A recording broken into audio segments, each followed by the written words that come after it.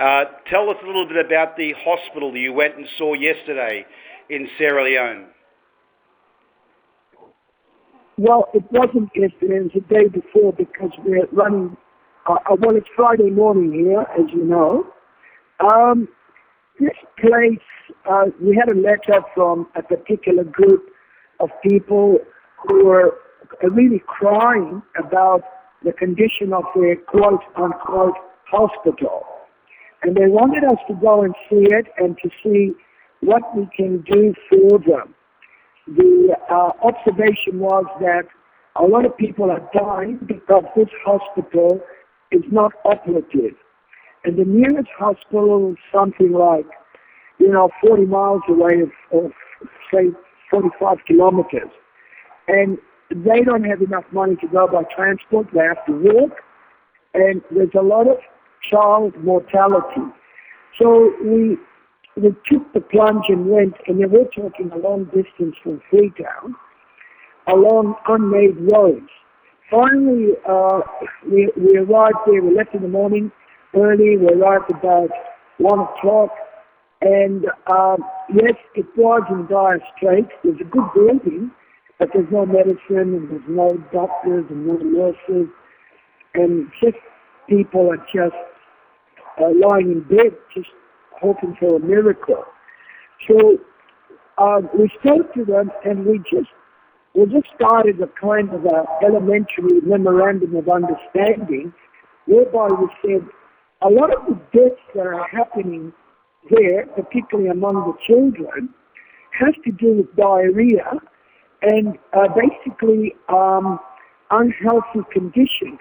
So the first thing we're going to do for them is to give them soap, something that, you'd never think that soap can save lives, particularly children's lives. Would you say But so? a lot of kids are dying in Africa simply because there's no soap. Sorry. So what happens is they go to the toilet, they don't wash their hands, then they eat, and of course get contaminated with, all kinds of diseases, diarrhea being one of them, and they die. So the first thing we're going to do is eliminate the sources of death. And the source of death is dirty water and unwashed hands. So we're going to supply them with soap.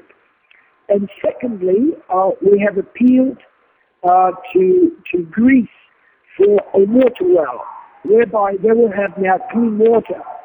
The existing water well will be for their washing of, say, clothes and just washing things, but they need a drinkable water well, and we are going to send out an appeal to Greece.